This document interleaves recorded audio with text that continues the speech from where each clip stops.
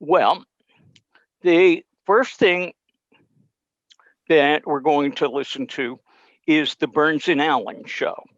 So it's George and Gracie, and obviously they were one of the most loving couples in radio. Um, they were together for a lot of years, and when they first met, they tried to sing some songs and do a little bit of stuff like that. And they finally got a contract that would allow them to play a fairly big venue. They were not married at the time. And so George told her that he would only sign this contract if she married him. Now, Gracie didn't want to marry him at the time, but they felt, I mean, finally she gave in. And at their very first performance, which was one of three that they had to do that day, they had Gracie being the straight man. That was always what she was intended to be, with George being kind of the ditzy person. And at least according to George, the audience fell in love with Gracie and wouldn't tolerate her being a straight man. And they laughed at what she said when she gave the straight lines, and they didn't laugh when he answered the supposedly funny lines. So, in the second show of the day, he switched it around and he gave Gracie the kind of funny lines, which she ad libbed a whole bunch of. Now, uh, Gracie was an extremely smart woman, and you wouldn't know that if you just listened to the radio show. Um, he ended up what George said was her logical illogic statements. And so what she said obviously made sense to her, but what made it funny is that it really didn't make, I mean, when you think about it, it doesn't make any sense. Um, and that's basically the lines that he wrote for her for decades. And at first, he did all of the writing, and it was kind of interesting because George dropped out of or I'm sorry, not high school, out of elementary school in like second or third grade because he wanted to be on the stage. And his family was very poor, but he never learned to read. And so he had a really hard time writing things down. He was very slow at it. And throughout his entire life, when they give him um, scripts, he'd have to read the scripts and memorize them before he could do anything, before he could, say any of the words or anything, because he really couldn't read what was going on. He had people read them to him, or he's just struggled for a long time. Um, he gained some basic reading skills over the years. Um, Gracie and George were very good friends with Jack Benny and his wife. And so they spent a lot of time together. And when Jack Benny died, George was at the funeral, and he broke down and cried when he was giving the eulogy. They were really close people, and even their children were close to each other. So it was kind of like almost a family thing. And as we look at these years, we'll find that a lot of the top people not only knew each other, but were very friendly with each other. Even in some cases, like with the Fred Allen Jack Benny feud, they were really close together in the later years, anyway. Okay, so back to George and Gracie. One of the things that they decided would be a fun thing to do was to have some kind of continuing story. So the first really big one that they did was that Gracie's brother went missing. And Gracie went on a whole bunch of shows, other radio shows, and she'd just drop in and ask if the host knew where her brother was, or tell him that he was lost and they needed all of the help of all of the people out there listening to get him. And she would do this on dozens of different shows. And one time she decided that she was going to visit the Eddie Cantor show. And the network that Eddie Cantor worked for said, when Gracie comes on, don't let her talk about her missing brother, because that was, giving a lot of people an interest in the Burns and Allen show, which was on a different network. So Eddie Cantor, who was friends with Gracie, she'd been on the air for a long time with him, and he accidentally picked up the wrong script, and they spent the time together discussing her lost brother.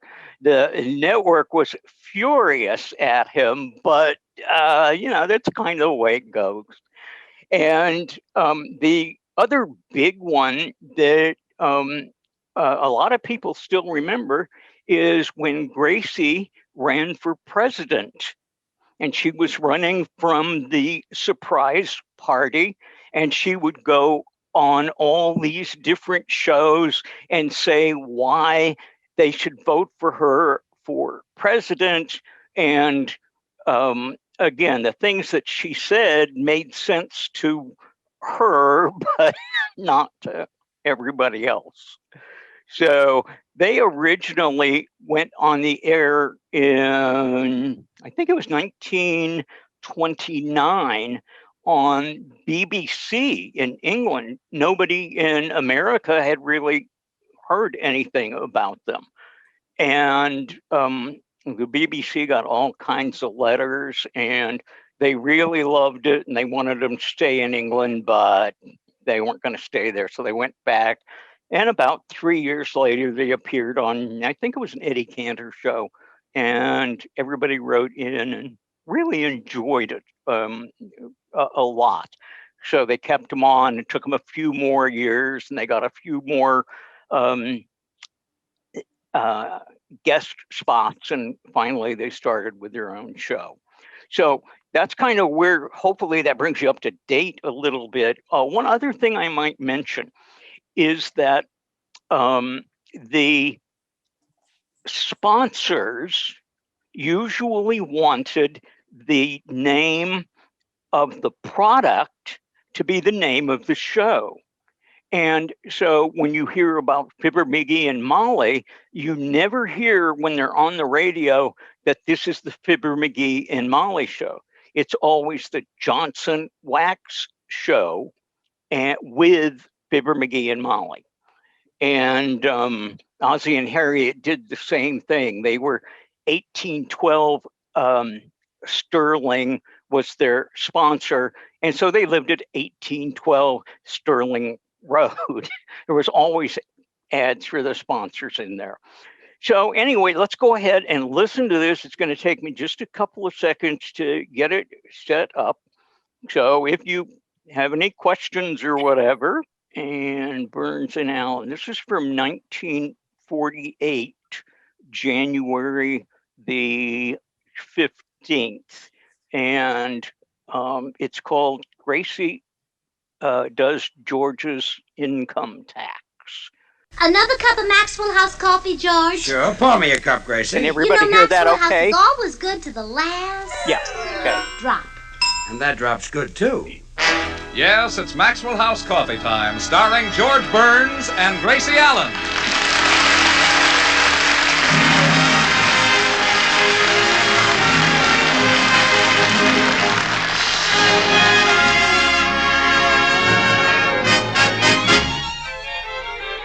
With yours truly, Toby Reed, Hans Conried, Gail Gordon, Elliot Lewis, Meredith Wilson and the Maxwell House Orchestra, and Bill Goodwin. For America's Thursday night comedy enjoyment, it's George and Gracie. And for America's everyday coffee-drinking enjoyment, it's Maxwell House. Today, more Americans buy and enjoy Maxwell House than any other brand of coffee at any price. Yes, Maxwell House, always good to the last drop.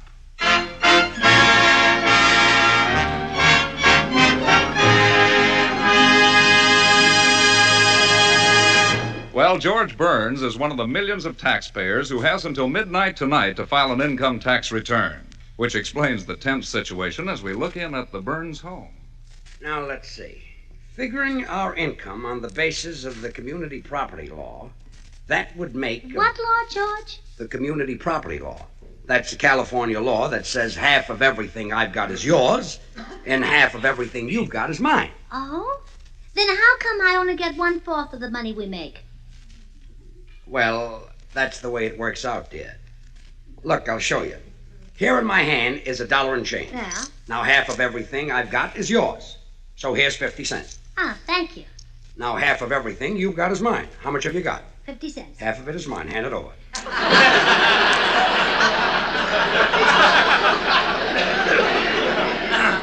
There.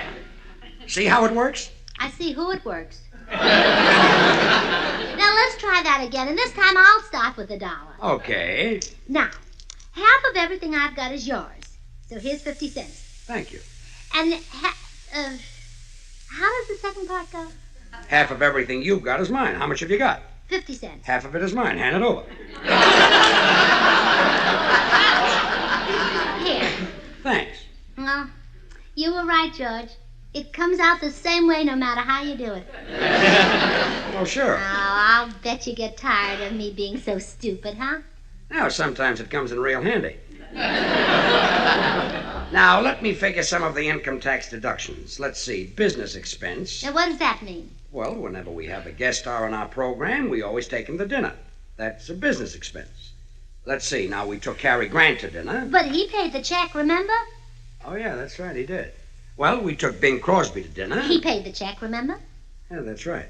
Well, last week we took Jack Benny to dinner. That's one for us. Yeah. Now we come to dependents. Total dependents and partial dependents. Gracie, what do I usually call your mother? Surely you're not going to put that in writing. I don't mean that.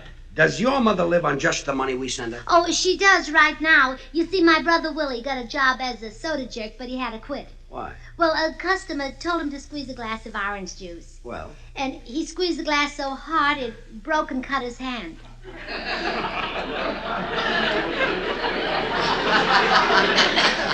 He's some soda jerk. In fact, you can leave off the soda. Now let me finish this tax return. Come in.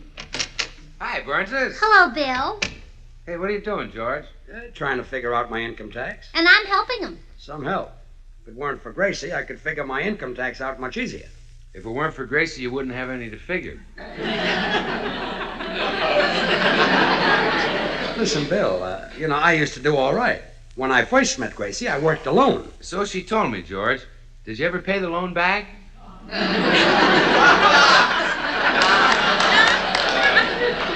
You better run along, Bobby Clark. I'm very busy.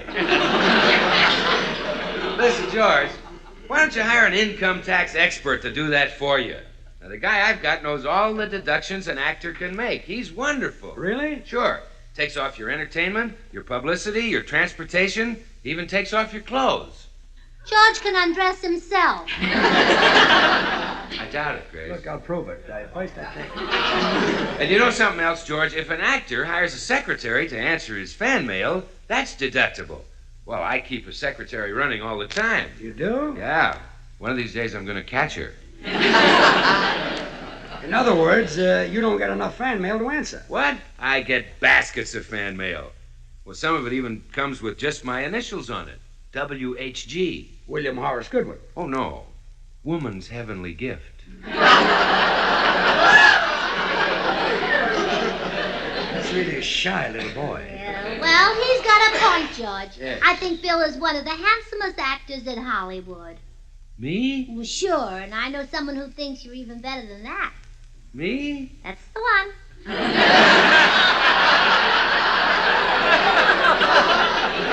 I'll see you later. Goodbye, Bobby.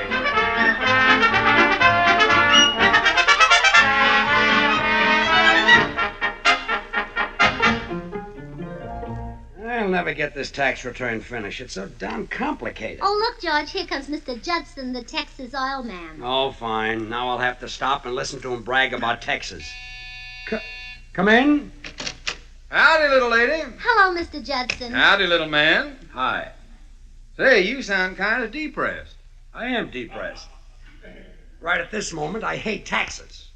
Why, you miserable little Oh, Yankee. Mr. Judson, put down that gun. He said taxes, not Texas. Oh. For a minute there, I thought you had spoke treason. But now, you hadn't ought to hate taxes, neither. I don't, Mr. Judson. It's just making out the return I hate. I'm glad to send my money to the government. Me too. It's a privilege to send your money to a city that's named after that great Texan, George Washington. What makes you think George Washington was from Texas? Well, wasn't he the father of our country? Yeah. Wasn't he first in war and first in peace? Yes. Wasn't he the greatest man we ever had? Yes. Bound to be from Texas. Yes, he took his little hatchet and chopped down the cactus tree. In Georgia. Mr. Judson, I'll bet your income tax must be plenty with all your money. Oh, what money? I only got $29 million. Oh, I thought it was 28 million. Yeah, well, now, my wife run into a mite of trouble down home. Had a little trouble? Yeah, she did. The other night, she was milking the cow, missed the bucket, a big stream of milk squirted into the ground, and up come another darned oil well. You call that trouble? Why, it got oil all over old Bossy. Oh, Bossy. You have the cutest names for your wife.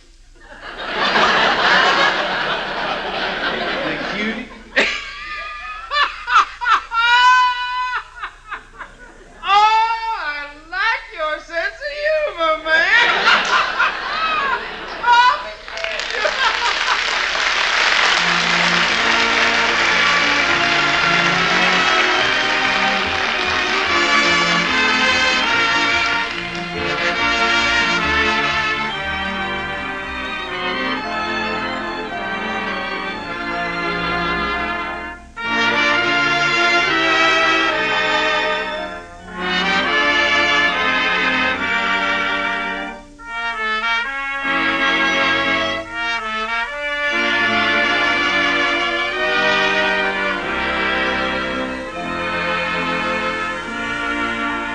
Down by the old mill stream. Gosh, Meredith, that song sure brings back happy memories of my old college glee club. Toby, that song is full of memories for lots of folks.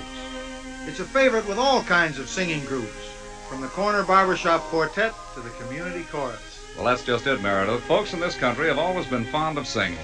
Yes, in the auditorium of the village church, in the local school hall, or in some genial neighbor's comfortable living room, the cheerful blending of friendly voices has long been a warm and well-loved part of the American scene.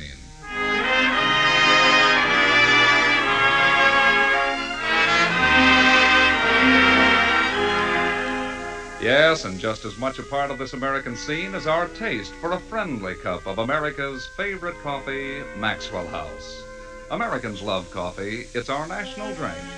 And today it's a telling fact that more people buy and enjoy Maxwell House than any other brand of coffee at any price.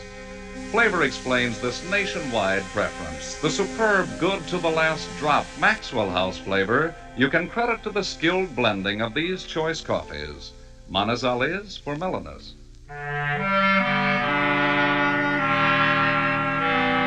Medellins for richness. Other choice coffees for robust vigor. And Bucaramangas for fine, full body.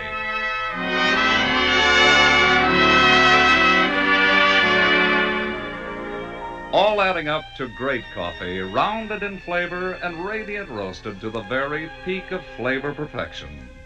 Friends, why not start at once to enjoy America's favorite coffee yourself? Now, this you can do for just a fraction of a penny more per cup than the cheapest coffee sold. Just insist on Maxwell House. Always good to the last drop.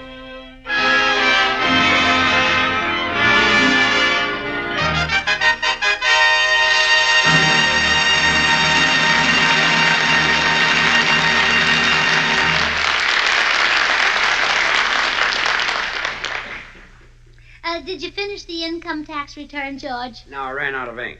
So I called the drugstore, and they're going to send over a bottle. Good. By the way, that ink bottle was full last week. Where did it go? Well, you know the blue socks I gave you for Christmas? Yeah, And your tan shoes didn't match them? yeah. Now they match. Gracie, you didn't. Yes, I did. I was a fool to think you didn't. Go call the drugstore and tell them to hurry with the ink. Yes, dear. Why do I always leave this income tax till the last minute? Come in?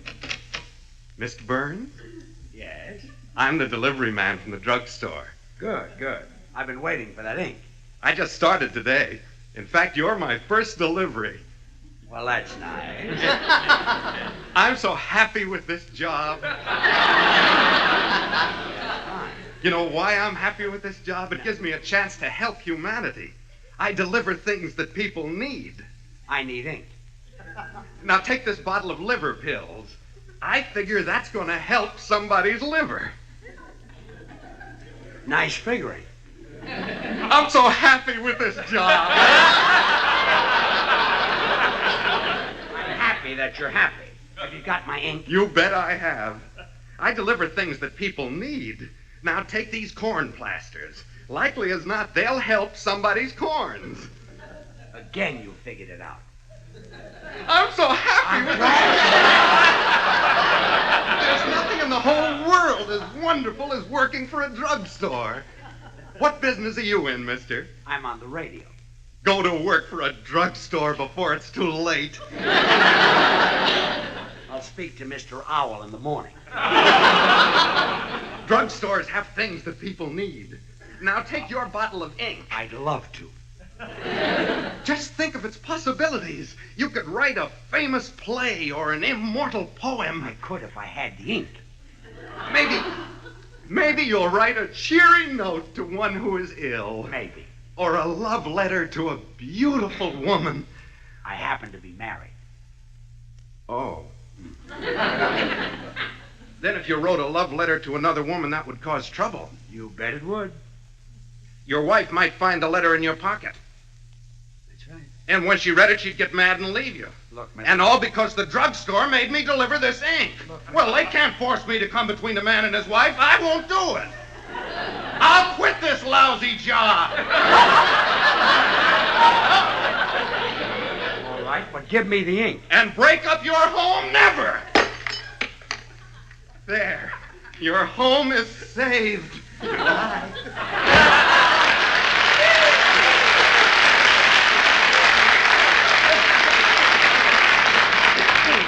Well, that's fine.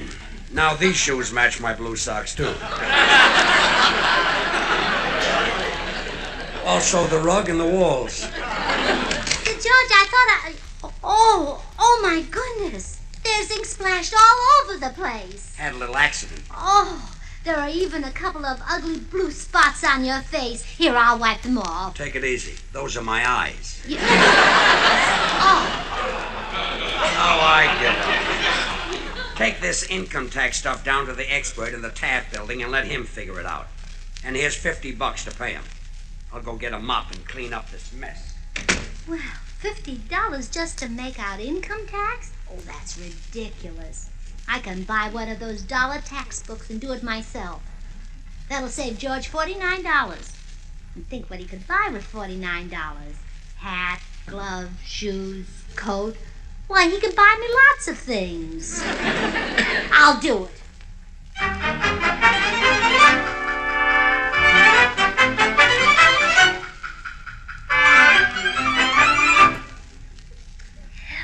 Dr. I just had to come by. I have some wonderful news for you. Well, what is it, Gracie? Well, you know those treatments you've been giving me where I lie on the couch and tell you all about myself? Psychoanalysis, yes. I treated your mind. Well, you certainly helped me. How could I miss? Any change was bound to be an improvement. Oh, you'll be proud of me. I just did a brilliant thing. I figured out George's income tax. Well, you are cured. No more of those long hours on the couch. And guess how the income tax came out? The government owes George $30 million. I'll arrange the pillows on the couch. Oh, no, I'm not tired. Gracie, how did you arrive at that terrific figure? Oh, no starches and lots of exercise.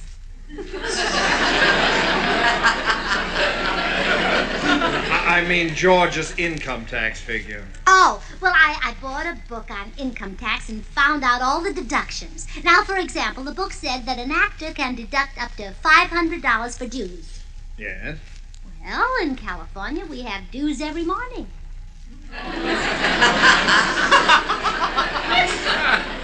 Gracie. And at $500 a due, that adds up. Gracie, these dues are not the liquid kind. Oh, no?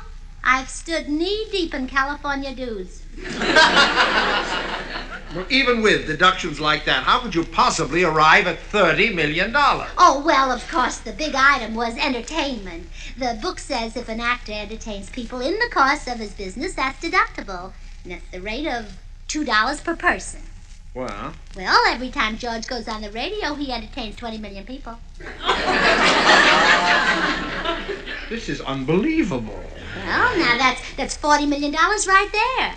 But I know the government needs money, so I knocked off $10 million. Well, it's awfully nice out here. Ah, live and let live. $30 million is plenty. Do you realize what this will mean to George, Doctor? Yes, I think I do, Gracie.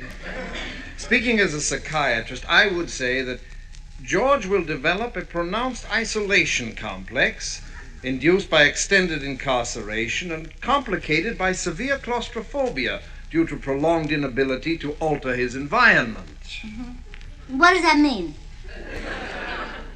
They'll throw him in the clink. The clink? Yeah, they'll put him in Alcatraz. You falsified his tax form. Yeah. Oh, this is terrible. But he's not to blame. Let them send me away to wherever they send women. To Hatchapee. Gesundheit. Thank you. It's George's return. Therefore, they'll hold George responsible. Well, how long will they keep George in Alcatraz? Oh, it's hard to say, Gracie. I know a man who defrauded the government of only $20, and he was sent away for 20 years. 20 years for $20? Yeah. And in George's case, it's $30 million. Boy, will he be old when he gets out.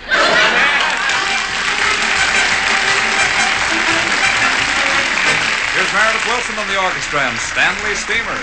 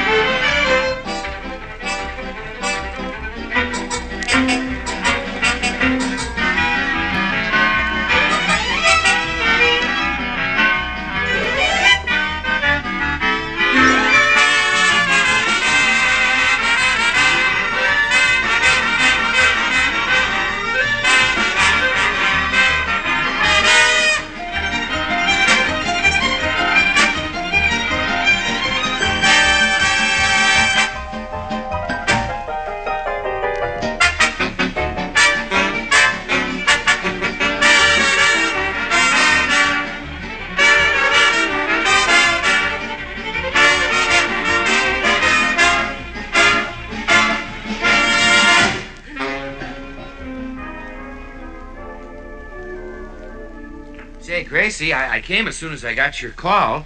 What's the trouble? Oh, Bill, it's terrible. I falsified George's form. Well, what's so bad about that? You've been padding his shoulders for years. Oh, no. It's his income tax form. And they're going to send him to Alcatraz. Oh. Think what Alcatraz will do to George. Think of him with his face all pale and his little shoulders stooped, shuffling along with that hopeless, dead expression. Yeah.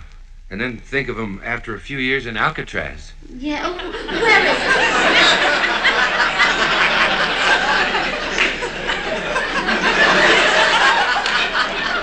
Look, maybe George can escape. Oh, I doubt it, Gracie. It's an island in the Pacific. On one side is an ocean full of sharks. And what's on the other side? San Francisco? Yeah, San Francisco. Yeah. That's where my mother lives. Say, that's right. Well, if George ever escapes, I know which way he'll swim. Oh, me too.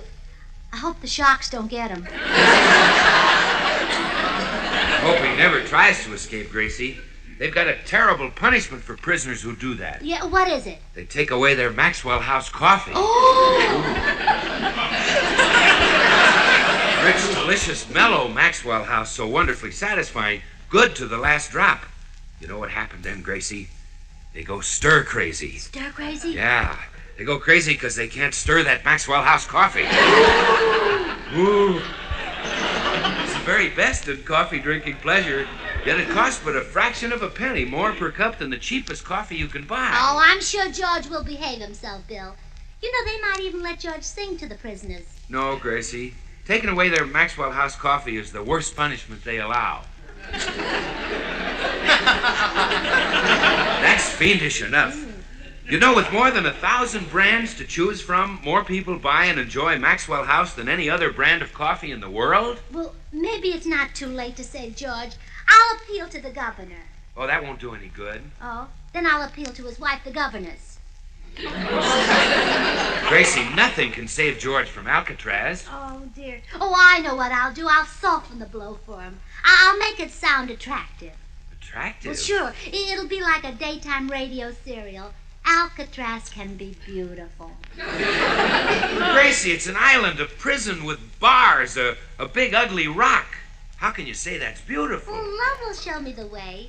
When you're in love, you can imagine the ugliest thing in the world is beautiful. And I'm in love with George.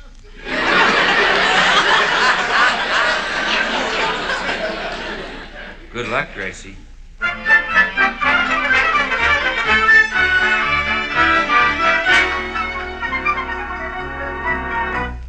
George? Yes, dear? George, how would you like to live on an island? An island? Yes, in the blue Pacific. Might be nice. An island with palm trees. Yeah. And sandbars. Take away the sand and you've got it. Huh? Oh, it's a beautiful place. Once you're there, you just can't leave. Holds you in its spell, huh? Did you say spell or sell? Spell. Oh, sure.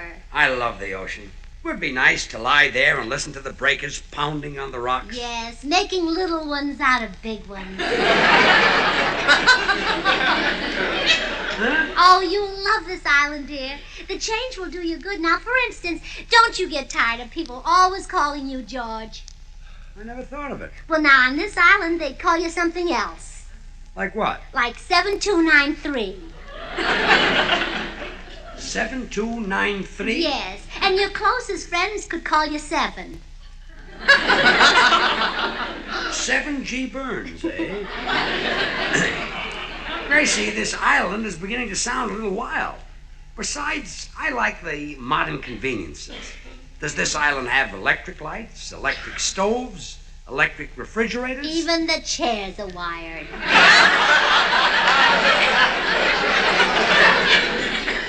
The chairs are wired? Where is this place? Hello, all. Gee, Bill Goodwin just told me the terrible news. He said that George is You going... know, Meredith, don't say it in front of George. Very well. He said that George is going to the PEN.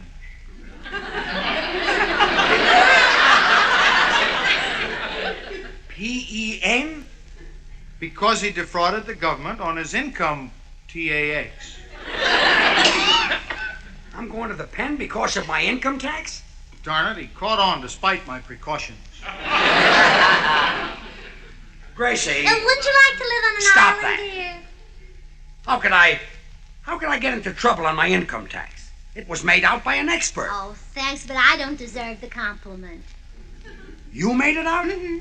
Holy smoke, I'll go to jail for the rest of my life. Oh, cheer up, George. I knew a chap who was sent to prison for a crime more serious than yours, and he was only there for 2 weeks. Really? Yes. Then they hung him.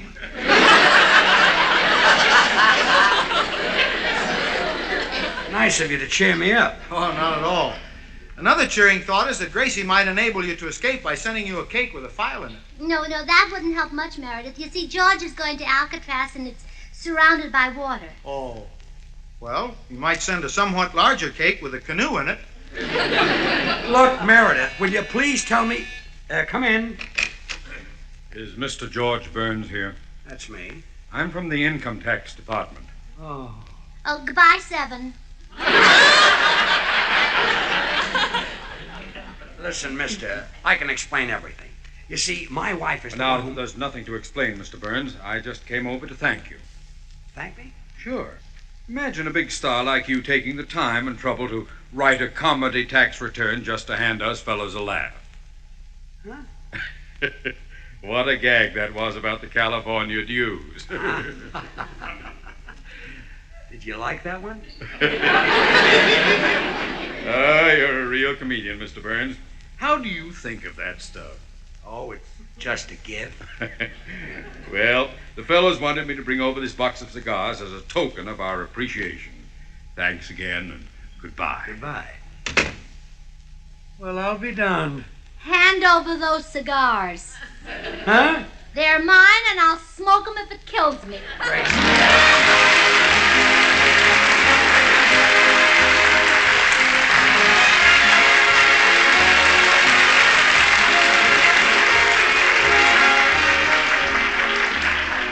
George and Gracie will return in just a moment. There's a crisis here in America, perhaps in your own community, that threatens your children's future. Our educational system is becoming increasingly inadequate. Classrooms are overcrowded, schools are understaffed. Every parent, every American should help. How? By realizing the tremendously important job our teachers perform, by giving them your understanding and your support, by knowing personally your children's teachers, by joining local groups seeking to improve educational facilities, and above all, by making sure your community has the kind of school system every American youngster needs and should have. And now, here are our stars. Well, Gracie, I've got good news for you. Next week, our guest will be Walter O'Keefe. Walter O'Keefe. Oh, he's my favorite comedian.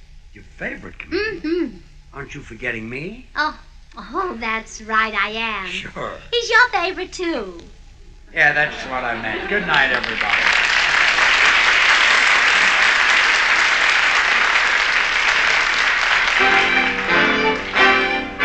Good thing. The easy way. Do you like good things the easy way? Then get instant Maxwell House coffee. So good. So good. True coffee flavor and fragrance, because Instant Maxwell House is not a so-called coffee product. It's all pure Maxwell House coffee in instant form. And so easy. So easy. Instant Maxwell House means great coffee instantly in your cup. No fuss, no muss, no bother. Today, try Instant Maxwell House. Instantly good to the last drop.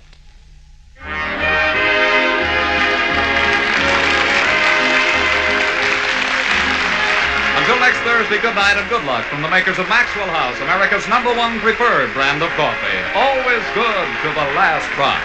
George and Gracie will be guests on Bing Crosby's Philco Show next week. Be sure to listen. The George Burns and Gracie Allen Show is written by Keith Fowler and Paul Henning.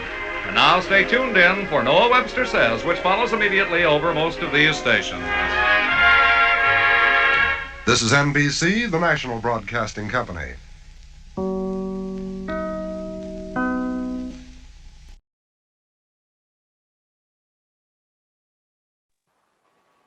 Okay. So that was George Burns and Gracie Allen, obviously.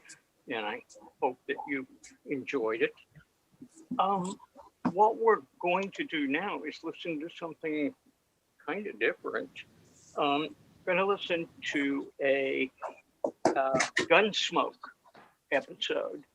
And Gunsmoke was really the first adult Western.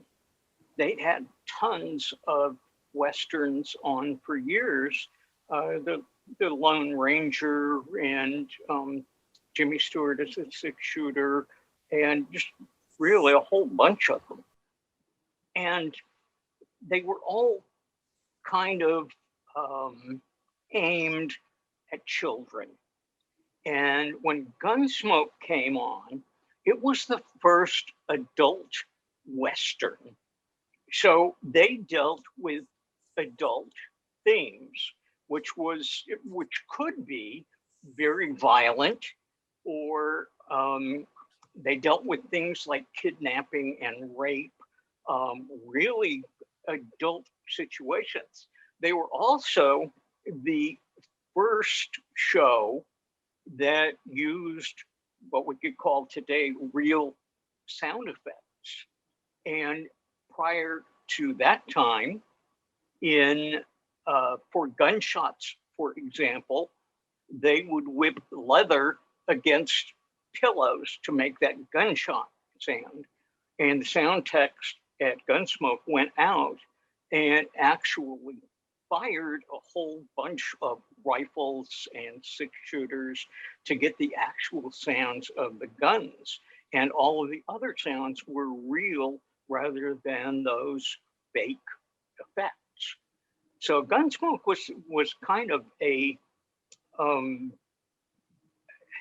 different Western, and people really enjoyed it. And they hired William Conrad to be Matt Dillon. In the pilot, his name was Mark Dillon. And the rest of the crew also came in. There was 4 of them all together, and Howard McNear and can't think of the other one, but both of those people went on to play on Andy Griffith's show. And some of the people even made guest appearances on the TV show Gunsmoke. But originally, they had asked William Conrad to play the role of Matt Dillon rather than James Arness, who ended up with it. And William Conrad told them he thought TV was too new, it was a passing fad, it was never going to really become anything.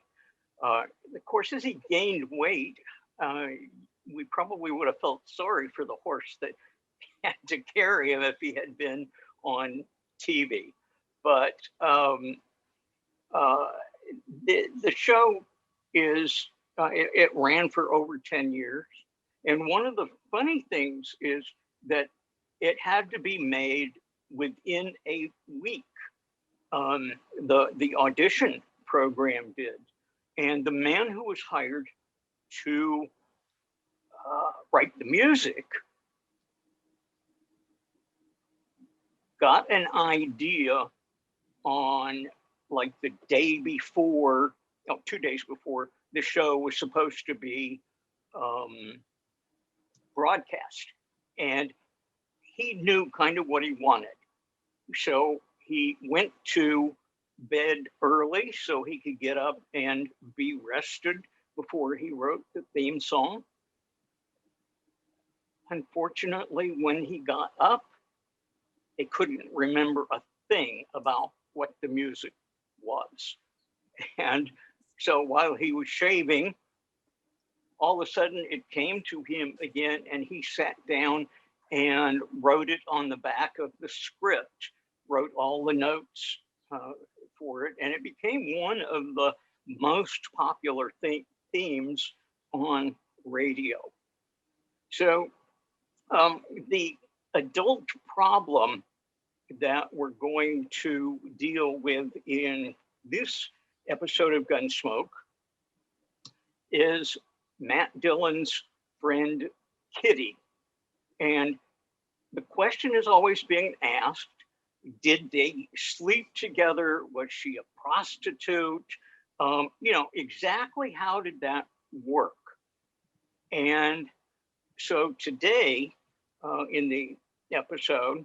We're going to get some of those answers, but it's an interesting show. And again, I hope you enjoy it. So we'll get things started here. Give me just a moment.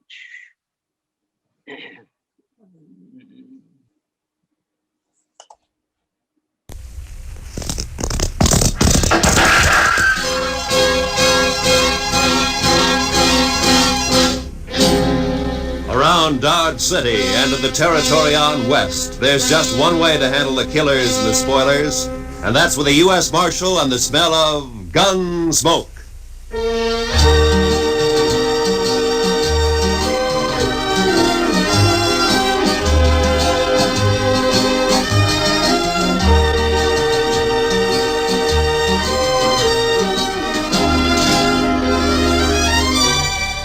Gunsmoke, starring William Conrad. The story of the violence that moved west with young America. The story of a man who moved with it. Matt Dillon, United States Marshal.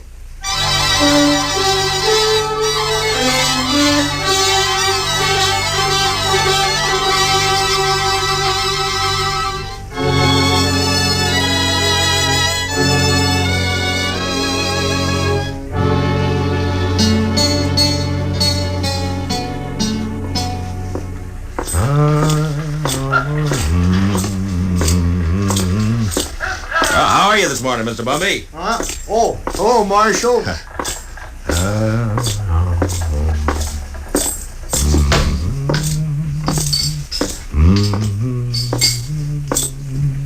Morning, Mr. Dillon. Morning, Sam.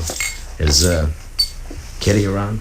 Oh, don't know she's up yet, but if she is, she ought to be down soon. I'll wait. Nippy this morning. Oh, feels good. It's a nice time of year. I don't know. I kind of like spring myself. Sam, you better wash that glass over. Oh, yeah. Thanks. Can I get you something? Beer, maybe? Got any coffee? Sure. Just made a pot. Oh, that'll be fine.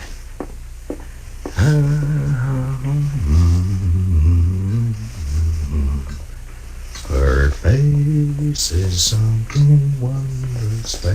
That's pretty, Ma. You got a pretty voice. Oh, good enough for calling hogs, I guess. Yeah, you just got up? A while ago. Why? Oh, it just strikes me I haven't seen you close too early like this. Uh-huh. No, you look fine. I mean that you... You better quit by your head. Yeah, I guess. Where's Sam? Oh, he's bringing in coffee. Oh. Sam, cup for me, please. Sure, Miss Kitty. What's the occasion, Matt? Kitty? There's a party tomorrow night, a dance. It's a benefit for the new school down at the hall, you know? And, ever supposed to bring a girl, you know? It happens at dances. Go on. Well, what I'm trying to... Will you go? With me? I'd kind of like to, Matt, but no thanks. Oh. Well, I gotta work here, you know that. Besides... Well, you ought to be able to get off. Well, even if I could, ladies might not take kindly to it, Matt. I'm not rightly polite society. What do you care about what the... Well, thanks anyway, Matt. That smells wonderful. Sammy, I think I'll marry you. Me? Shucks. Me? Oh, shucks. Listen, Kitty, about the dance, I've already bought the tickets. You're sweet, Matt, and I thank you kindly for thinking of me, but you better ask someone else. Well, it isn't... Sam, will you go and polish up your glasses, please? Oh, sure, Mr. Dillon. Sure. Now, look, Kitty, I'm asking you to go with me. It's important to me that you go. Are you making love to me, Matt? At this hour in the morning? No, I mean it. I want you to go to the dance. You want to be embarrassed. You want everyone to stare at us. You know what they'll say? My, the marshal really should have better sense than to bring that woman here. It ain't decent. It ain't proper. Oh, Kitty. Well, it's true. I'm a hostess at the Texas Trail, a saloon. You know what they think about me. Well, will you go, Kitty? No. I'll call by for you at 7, huh? I'll drink a bottle of whiskey and clout some old biddy on the head. Then you'll be sorry. Oh, Kitty. I haven't got anything to wear, Matt. I can't wear my working clothes. You look just fine, like you are, Kitty. Just fine, just like you are. Marshal, Yeah. I shouldn't, but I guess I'll go to the dance with you. I'll be ready at 7.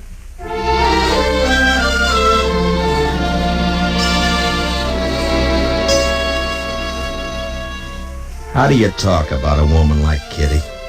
The color of her hair, eyes, the shape of her leg, the way she spoke, thought.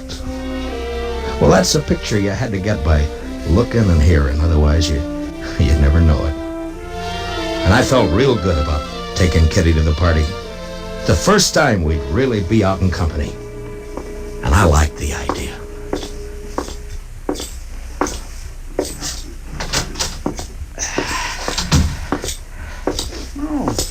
Morning, Mr. Dillon. Good morning, Chester. Nice day. What is that?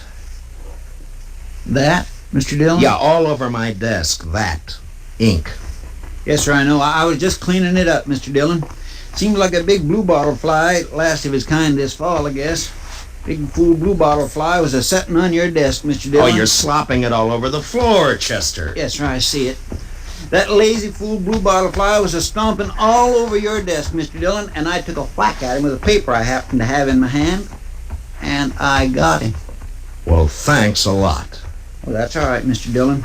If there's anything in this world I hate, it's a big maggoty bluebottle fly. Yeah, I know, Chester. The mail come in yet? Yes, sir. A couple of minutes ago. It's right over there. Oh, okay.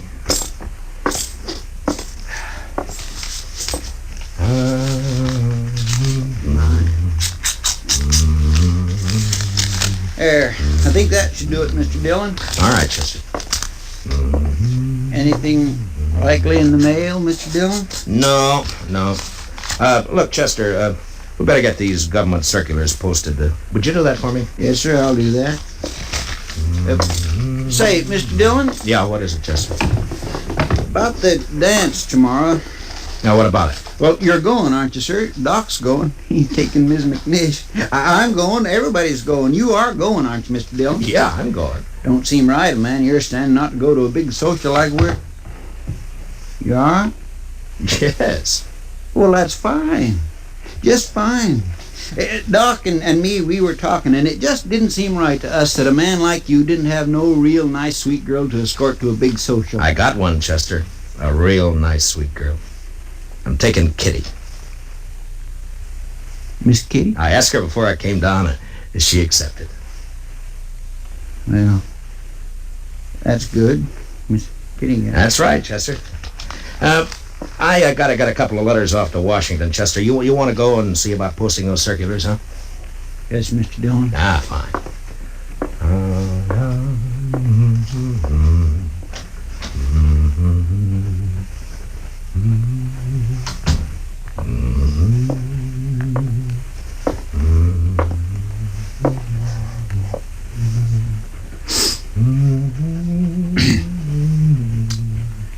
Mr. Dillon? Oh, what is it, Chester? Well, Mr. Dillon, it ain't none of my business, and I did not have no right to say it. Say what? Well, sir, Yeah? I was wondering if I might borrow one of them fancy ties off you for the party. That's not your business. That's what you haven't got any right to say. Yes, sir. No, that's right. You're a liar, Chester. But you can borrow a tie. I thank you kindly, Mr. Dillon.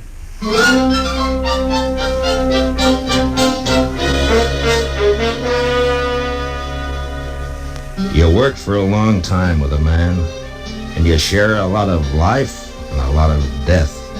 And after a while, you know him even better than yourself. Well, that's the way it is with Chester and with me. Now, he had something on his mind, and I figured after a while he'd get it off. Well, the morning went, and it was almost noon when Chester came back. Gonna go have some dinner, Mr. Dillon? Yeah, I think I will. How about you? Hungry as a raggle-bone possum. Did you get the posters up? Yes, sir. Well, okay, let's go. Mr. Dillon? Yeah? I guess there's something you ought to know, sir. There's talk. Yeah. All right, Chester, come on, get it out. It's all over town about you taking Miss Kitty to the dance tomorrow night. What do you mean, all over town? I only asked her this morning. Yes, sir, I know. Best I can figure, Sam over at the Texas Trail must have heard you and let it slip. There's been a mighty fierce mess of gum clobbering up and down. All over. All right. Thanks for telling me, Chester. It ain't none of my business. Yeah, I know. You said that before. Yes, sir. I surely did. Well, let's go get something to eat.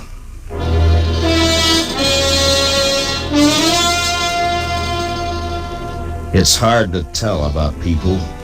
Maybe it's hard to tell about yourself because you come under that same heading, people. And when they're mean and small, there's not an animal to touch them. Chester and I walked down the street, and it didn't take long to hear and see what was going on. Some of the drifters leaning against the wall on the corner came right out with it. Morning, Marshal. I understand there's Gallantine's got herself a new beau.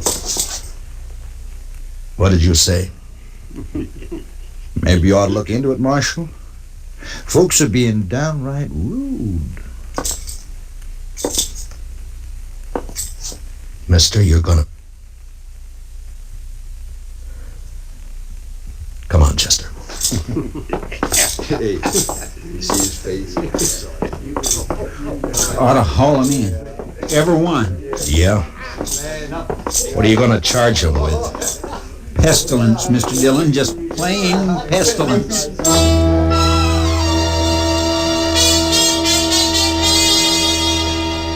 I knew better what Kitty had meant about the ladies of the town when a couple came out of Olivet's dry goods store. They didn't see me until it was too late. Complaint to the dance committee. It's indecent, that's what it is. Why, she's common. Nothing but a common saloon woman. What's this city common to when a United States Marshal... Ooh. Morning, Miss Sprinkle. When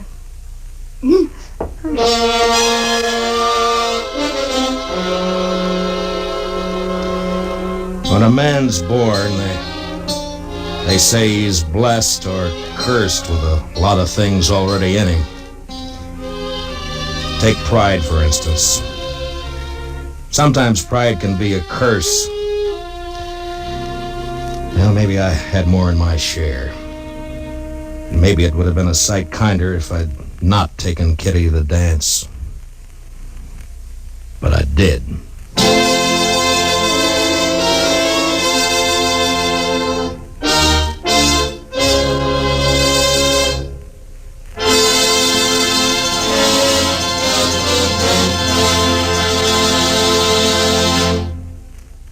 We will return for the second act of Gunsmoke in just a moment. But first, this hint for weekend driving. Whatever you do, be moderate. Be obedient to all traffic laws. Be careful. Use your head and don't take chances. Now for the second act of Gunsmoke.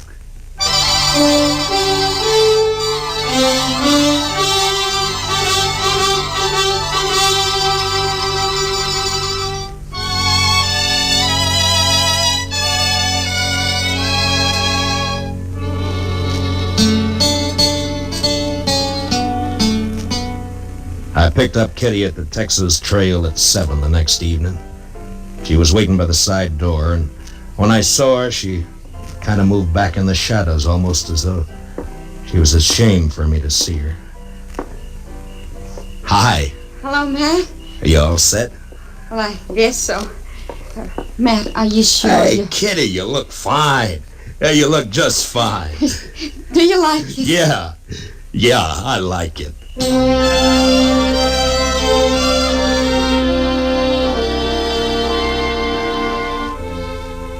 We walked along the street down to the hall, and I kept looking at her like I say, you had to know this, Kitty, to understand what I mean, and even then you get a surprise. She was like a 17-year-old on her first date, and she was like all the women you'd ever known and loved, soft and innocent. And something else, something that's female and you can't figure out what. Something that makes you drunk without a drink inside you. It was snowing a little, and the flakes caught in her hair and melted into the black of her velvet cloak. And just before we went in, I looked at her again. And I didn't care. I was proud she was with me. Oh, evening, Marshal Dillon. Evening, Miss Murphy. You know Miss Russell? How do? You have your tickets, Marshal Dillon? Oh, yeah. Here we are. Fine. Go right in, won't you? Oh, sure. Oh, excuse me, Mrs. Murphy. Is there somewhere I can put my cloak? Oh, yes, of course. The ladies' reception room is right through there. I didn't catch the name. Catherine Russell, ma'am. Excuse me, ma'am. Yeah, sure. I'll wait for you. Thanks. You better.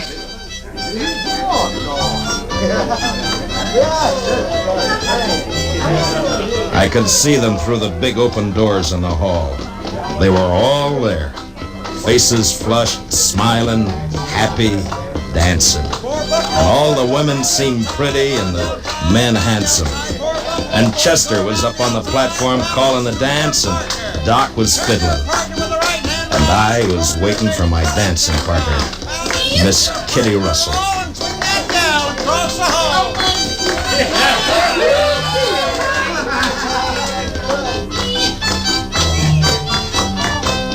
Now run away home and sing your own and leave my buffalo gal alone.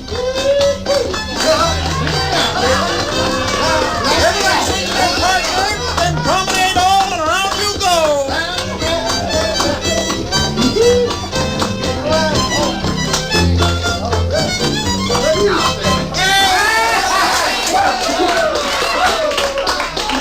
Hi. What took you so long? I'm sorry, Matt. I had a skirmish with one of the genteel females in there. Oh, I'm sorry. Oh, so she.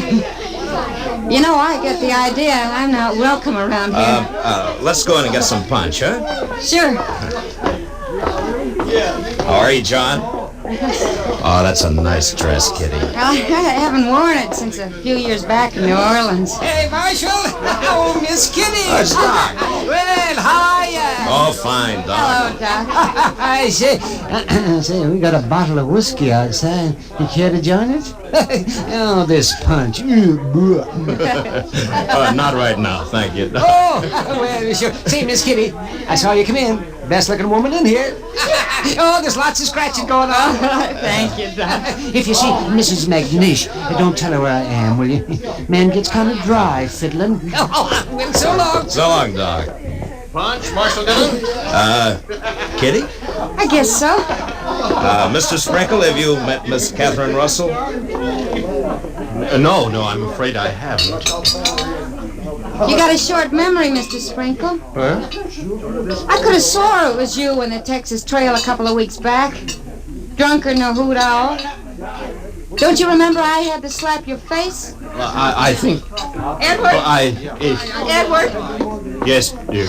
You let somebody else take care of the punch. I want you to come with me. Oh, well, I promised. I'm on the committee. Evening, Miss Sprinkle. I have no wish to speak to you, Marshal Dillon, or this woman you brought with you. I will not have my husband serving such people. Aren't you being a trifle bad-mannered, Miss Sprinkle? How dare you say that? Well, aren't you? I suggest that you leave, Marshal. Emmy. You're not wanted here. Not with that woman you've seen fit to bring. Come on, Matt. I want to go. No. This is a public dance, Miss Sprinkle. Right now, you're trying to make it private. If you can't behave like a lady, I'll thank you to leave this lady's presence. Well, now, see here, Marshal. You can't talk like that to my wife. Hey, Kitty! What do you say, Kitty? Matt, please, I want to go. We're not going anywhere. We're staying. How about some music? All right now, folks. It'll be a waltz this time. A waltz. Thanks for the punch, Mr. Sprinkle. Come on, Kitty. I warned you, Matt. Now, please, will you take me out of here before something happens? Nothing's gonna happen, Kitty. You and me are gonna dance. Have a good time. That's all. You're acting like a kid. Matt, it won't work. I've seen this kind of thing before. May I have this dance, Miss Kitty? Please, Matt. You're being pig-headed and you know it. Let's get out. You refusing me, Miss Kitty? Oh, Matt.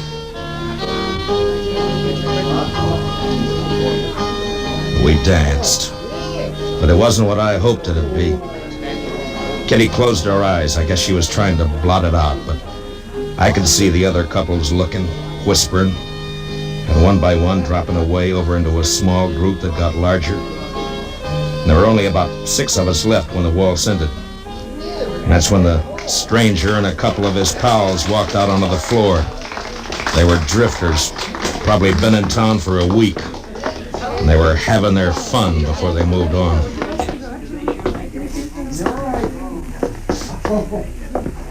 Marshal, I got a painful duty. Yeah? Folks in this town seem real upset about you bringing that woman in here. What's your name? I'm just a fella. I kind of made myself and my friends here a committee of 3, seeing as how everything's done by committees here, and we figured it would be best if you take your friend home. Mister, I'm the marshal in Dodge City, and I'm leaving. You're staying here, Kitty. She's smarter than you, Marshal. Everything all right? Everything's fine, Chester. This ain't a matter of law, you know, Marshal. It's decency and what's right. Yeah, and Marshal, this ain't right. Mister, I'm taking this badge off. Chester, you stay here with Kitty. Matt, don't you do it. Now come on outside. You. We're going to talk some more about this out there. It's cold outside. Now, you be a good fella and get out of where you ain't wanted. You know I won't hit you in here, don't you? Were you thinking of doing that, Marshal? Now, that ain't lawful. I ain't done nothing. Kitty. Kitty, wait. Now, there's a gal with sense. All right, mister. Now, I'm telling you, you and your pals are going to have to come out sooner or later, and when you do, you better start hightailing it out of Dodge before I catch up with you. We'll think of that. Oh, sure. We sure will. Marshal.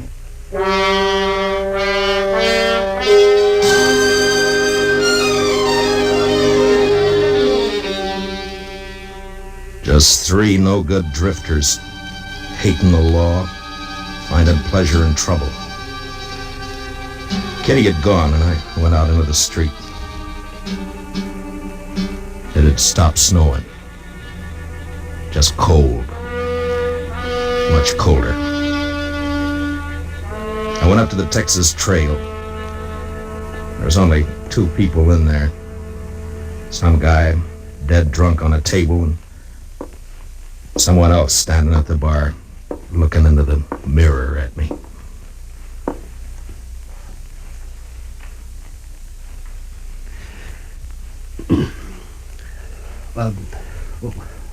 What do you have, Mr. Dillon? Nothing, sir. Yeah.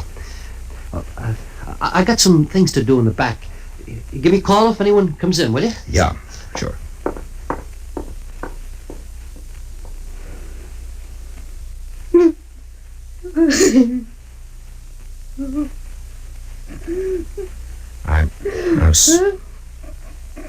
I'm sorry, Kitty. Shut up. I'm sorry. Matt. Oh, Kitty. Oh, it's all right. Sure, it's all right. I'm so mad. I could. Yeah, I know. I should have known better. No, it was me, not you. No, it wasn't that either. It was all those Polite ladies and gentlemen. Give me a kerchief, will you? Yeah. Here. Been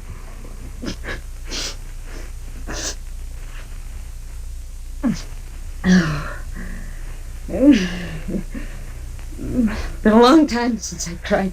Yeah, sure. It wasn't so much for me as for you. I wanted to cry right there in the hall, watching you and knowing there was nothing you could do. Nice mess of people we got in Dodge. No, it's not them, Matt. It's me. I've run into this before. The only difference was I didn't have you around.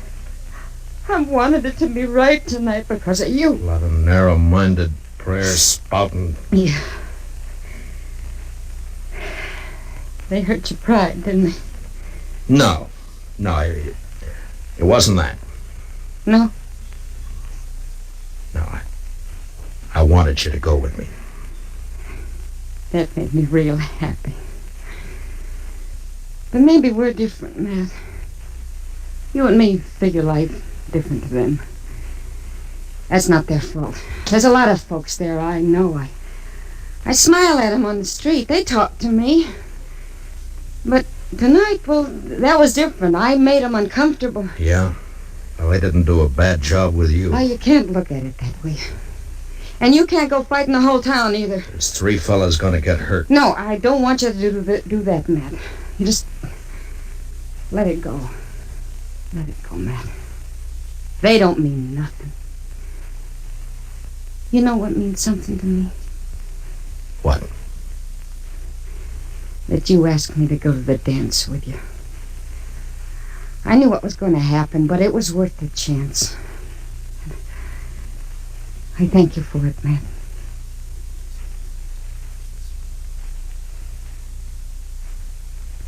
You're a funny one. Am I?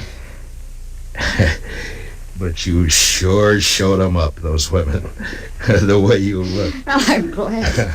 You know, you look pretty fine yourself. Sam? Yeah?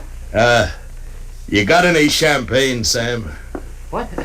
Have I got any what? Champagne. Well, yeah. I guess maybe. A bottle or two? Yeah, maybe. Sure. Well, break it out. All right.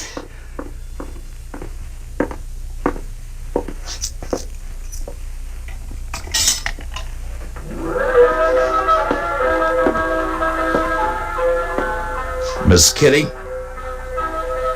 I think the next dance is mine. Oh, Matt. I'd be real pleased, Mr. Dillon.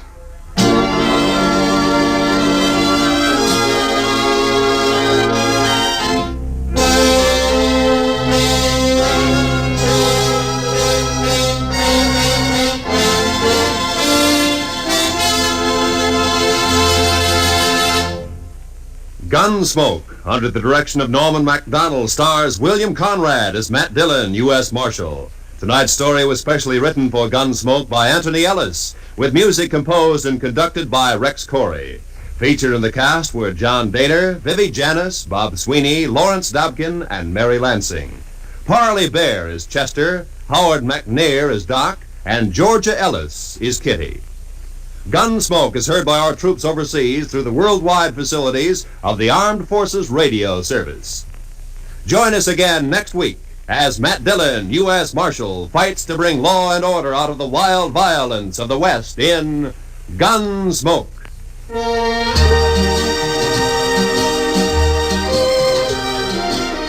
Don't miss Robert Trout and his timely roundup of world news tomorrow on most of these same CBS radio stations. Roy Rowan speaking. And remember, Amos and Andy are here every Sunday on the CBS Radio Network.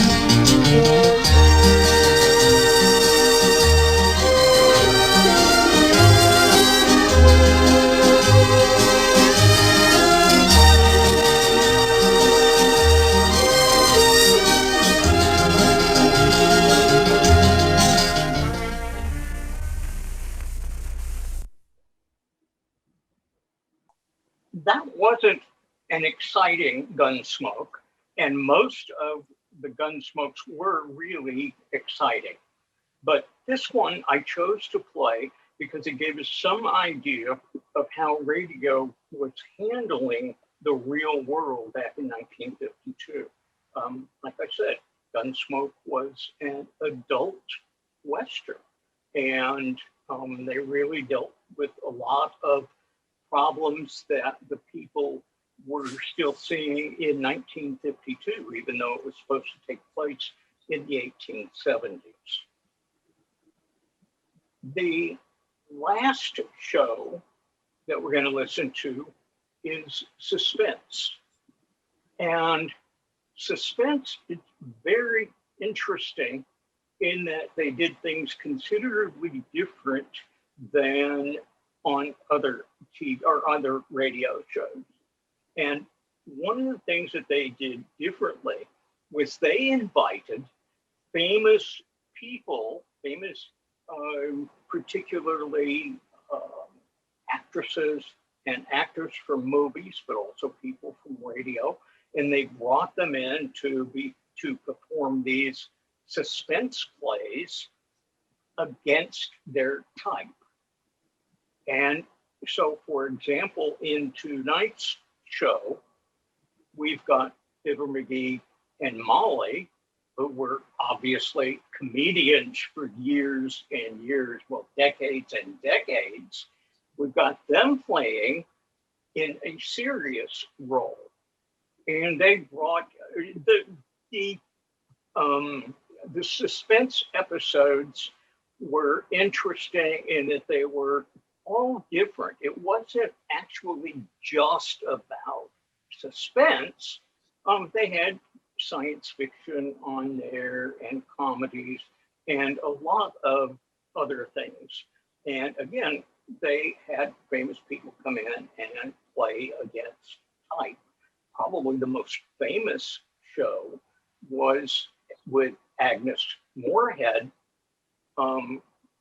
doing, oh, now it's gone. My mind has absolutely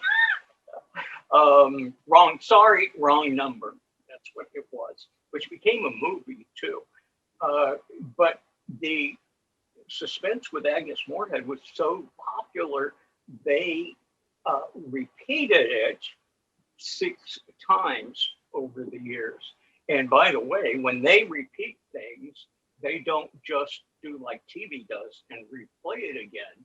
They redo the entire episode. So each one of the plays is really different.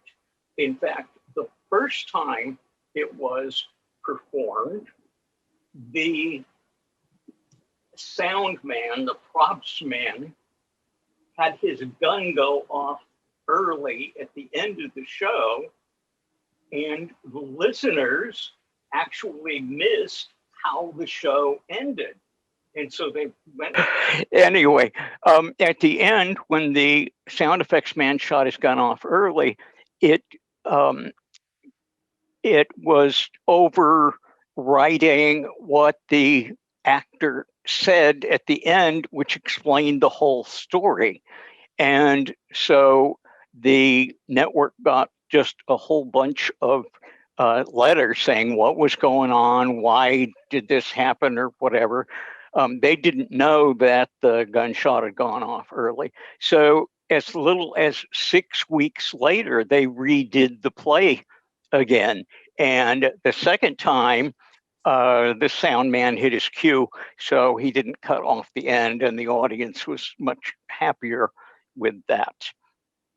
A Suspense was the last program on the air in what we call the golden age of radio, which ended on September 30th, 1962. So radio kind of went into the 60s, but on September 30th, 1962, the last two shows from the golden age of radio were Suspense and Johnny Dollar. and Johnny Dollar is a insurance investigator that was popular for probably 15 years or more. And those were the last two shows. Now, since then, we've had things like the CBS Radio Mystery Theater, which was kind of like Suspense, except they were an hour long and they played 5 nights a week. They wrote 5 different radio shows.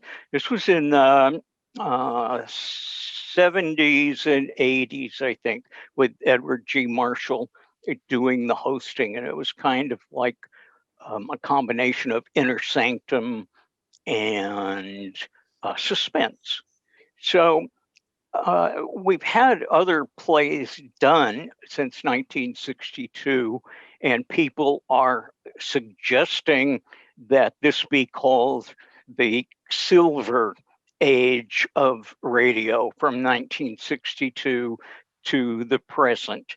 And presently, if you look on YouTube, you'll find a lot of recreations of old radio shows using new actors. And it's kind of fun sometimes to see their interpretations and see what they do for sound effects and how they create those. You can also find a lot of old radio on YouTube. Just search for old time radio, and there's probably a few thousand shows that come up. So this one tonight, or this afternoon, I guess, is Fibber McGee and Molly, who are actually named Jim and Marion Jordan. That's their real names. And it's interesting that when they perform in this Suspense, they're not introduced as Jim and Marion Jordan. They're introduced as Fibber McGee and Molly, which was their stage names. At one point, Marion Jordan unfortunately had problems with alcohol, and she had to take off for about a year and a half. So Jim Jordan did the show pretty much by himself with the other characters on there. But every night, when she went off the show, he'd end the show by saying, "Good night, Molly." And this went on for several weeks. And the FCC, Federal Communications Commission, said that it was illegal for anybody to make a personal message to another person while on the radio. So they told Jim Jordan that he couldn't say "Good night, Molly" anymore.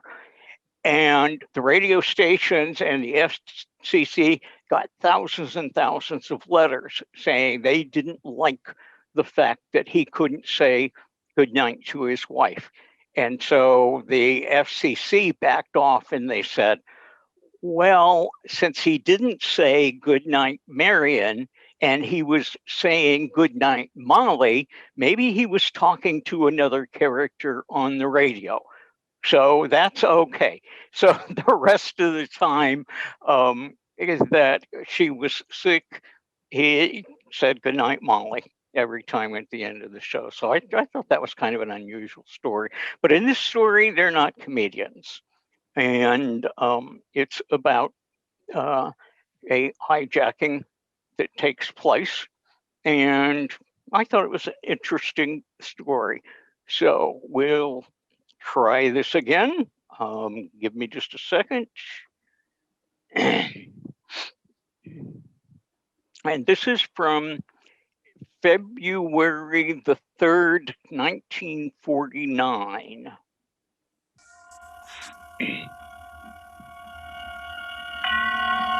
And now, Autolite and its 60,000 dealers and service stations present Suspense.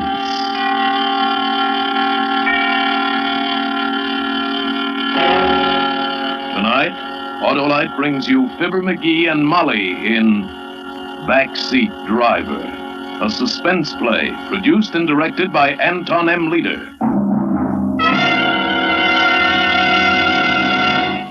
Say, Harlow, looks like Old Home Week on suspense tonight. Old Home Week, Hap? Well, I wouldn't say that. Not with millions of Autolite resistor spark plugs finding new homes in every make of car in America. I know, Harlow. I meant Old Home Week because... Why, Hap, there just isn't going to be any old or new home for more and more narrow gap spark plugs because they're being replaced in their old homes by wide gap Autolite resistor spark plugs. With Autolite resistor spark plugs, your car, my car, Fibber's car, everybody's car idles smoother, gives better performance with lean gas mixtures, saves gas dollars, and cuts down spark plug interference with radio and television reception. There's one way for every car to be spark plugged right with Autolite resistor spark plugs. Only Autolite offers car and truck owners everywhere the sensational advantages of the resistor type spark plug. And now, Autolite presents Fibber McGee and Molly in a tale well calculated to keep you in suspense. It can't happen to you. You read about stuff like that in the papers. Girls murdered and mutilated, drunks left dying in the gutter for the handful of change they had in their pockets, lonesome old men tortured because some hoodlum gets the idea they're misers with a pot of gold hidden under the floorboards of the shack. Sure, you know it's real, but it can't happen to you. Oh, you get your fair share of trouble. I've been a professional man here in Los Angeles for 30 years. I've met up with bums and grifters and petty sharpers. They're around in any business. But the viciousness, the real deep-down dirt, that's for somebody else. You do your work and go home to your family. And for a real bang-up evening to break the monotony, you take your wife out to a movie. That's what I did that Saturday night. We'd driven all the way in from the San Fernando Valley to Beverly Hills for a picture Ellie especially wanted to see. Wasn't that a good movie, Joe? Uh-huh. Just the kind I like. Songs and dancing and girls in pretty clothes. I get so tired of cops and robbers. What's wrong with cops and robbers? Oh, you know what I mean. Murder movies. Honestly, all the policemen stupid and all the crooks sneering out of the corners of their mouths. Yeah, the stuff those Hollywood boys dream up. You'd think the streets were knee-deep in blood and you couldn't hear yourself think for machine guns. Yeah. Well, here we are, honey. You get in first. Okay. All right, Ellie? Well, now, just a second. All right, Joe. Don't forget the gas. I got plenty to take us out to the valley. I'll fill up at Bill's.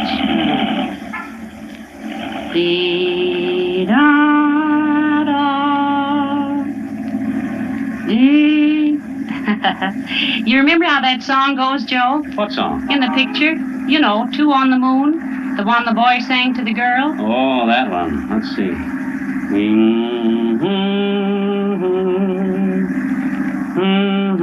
Heck, I don't know. Oh, well. We'll be hearing it again on the radio. How about turning it on? The radio? Yeah. Sure. Set her around 1100. We ought to get some news in a few minutes. I'd like to hear whether they caught that fellow. That awful mass murderer? Uh-huh. They spotted him in L.A. this afternoon, but he got away. I know. You told us at supper. It makes you shiver. Don't worry. He won't get away with it.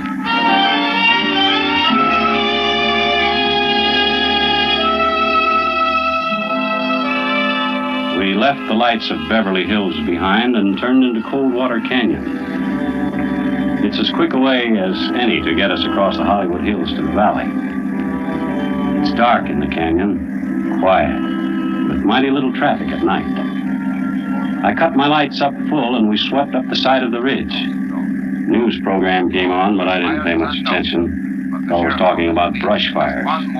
They'd already put out one near my place, though they were still patrolling it. We were over the ridge and sliding down to the valley before the program got to the part I wanted to hear. There it is. Pick it up higher, Ellie. And now the latest news on the New Hampshire murderer.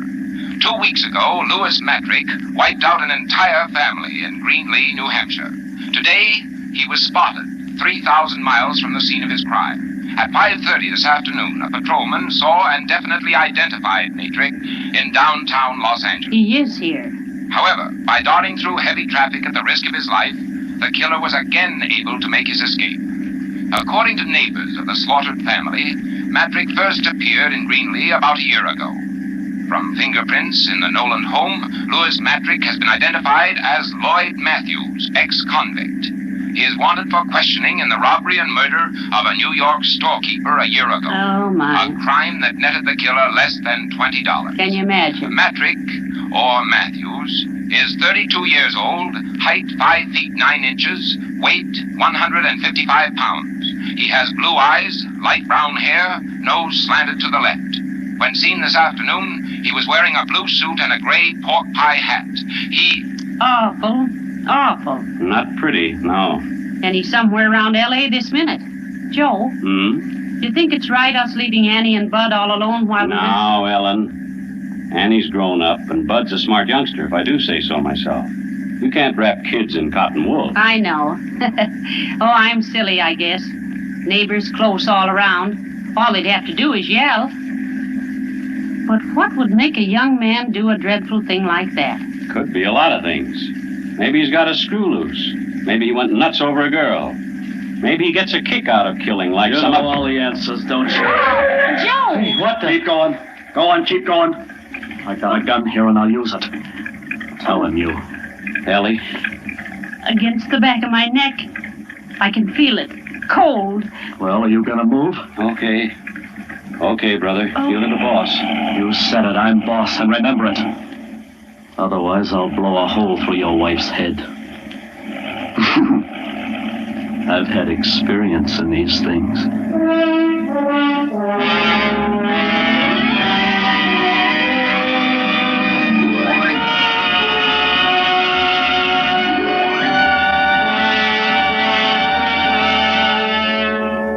For suspense, Autolite is bringing you Fibber McGee and Molly in radio's outstanding theater of thrills, Suspense.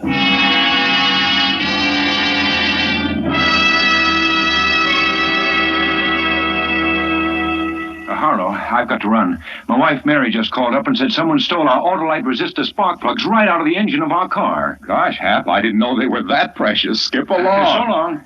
Oh, that Mary. What a girl. She's wonderful. I said to Hap the other day, she's got everything an Autolite resistor spark plug's got. Hap comes right back and says to me, has she got a 10,000 ohm resistor? Does she save me gas and money, Harlow? And then right away he says, tell me this. Does Mary improve radio and television reception? Well, by Cornelius, I couldn't stand it any longer. What's Mary got to do with that, I cried. Nothing, shouts the triumphant Hap. Right, I shout back, but by Cornelius, those sleek, slim, trim, smart, swift, starting Autolite resistor spark plugs have. Why, when it comes to plugs, even mine, there's no plug as good as a set of Autolite resistor spark plugs. And those wonderful wonders are made by the Autolite Company, the marvelous makers of spark plugs, batteries, complete ignition systems, and over 400 automotive, aviation, and marine parts. And now, Autolite brings back to our Hollywood soundstage Fibber McGee and Molly in Backseat Driver, a tale well calculated to keep you in suspense. I drove that car like we were skirting the rim of the Grand Canyon with nothing between us on the bottom but a mile of country air.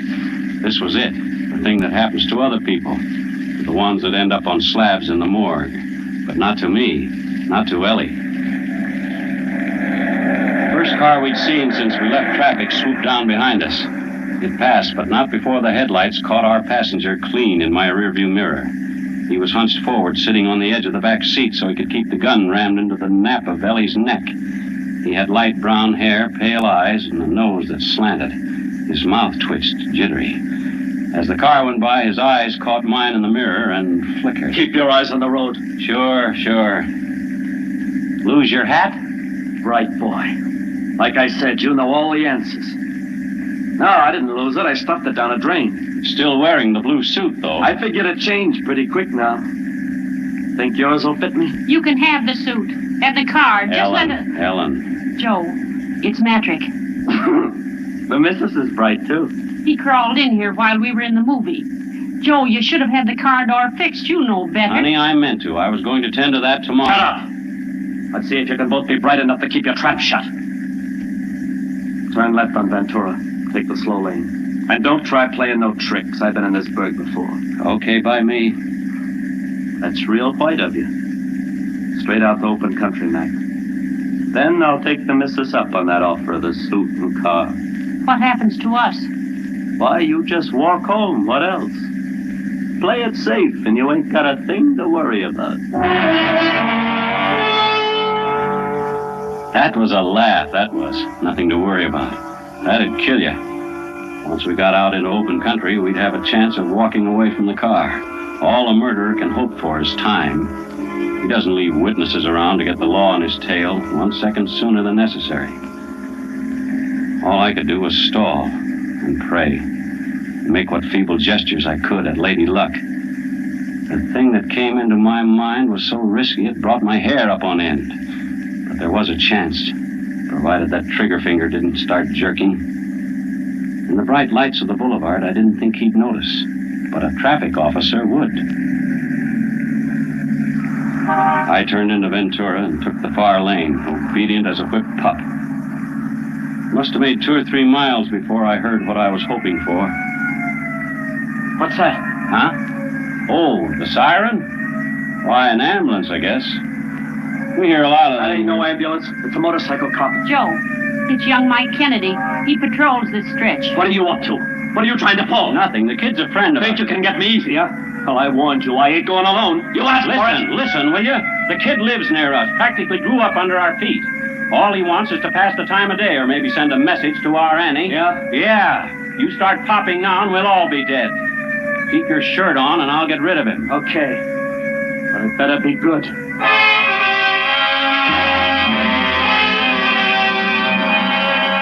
I pulled to the curb and Mike came up alongside.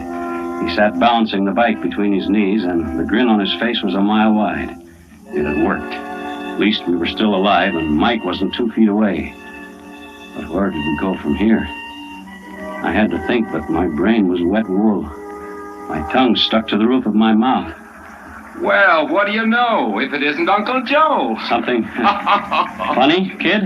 After all the times you've read us the riot act about observing the letter of the law. Oh, brother, wait till I tell Annie. Mike Kennedy, what's the matter with you? I didn't notice anything wrong. Hi, Aunt Ellie.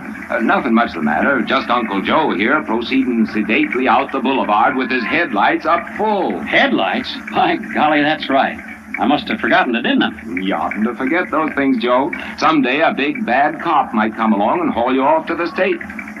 Hey, is that Annie back there? No, it isn't. It's our new neighbor, Mike, Mr. Anderson. That right? Glad to meet you, sir. Hello? I didn't know there were any vacancies out our way. Well, there weren't until recently. Mr. Anderson has taken over the Charles place. The Charles place? Are you kidding? No. Looks like things got too much for old man Charles at last. He's clearing out for good. Kinda sudden, wasn't it? I guess so. Well, that's too bad. For old man Charles, I mean. Mighty nice for Mr. Anderson, though. Good places are hard to find these days. All right, Uncle Joe. I'll let you off this time. Give my love to Annie. Mike! Watch it. Yes, sir? Nothing. Just come see us soon, boy. Always glad to have you. Thanks. I'll be around my next night off. I got a date with Annie. So long.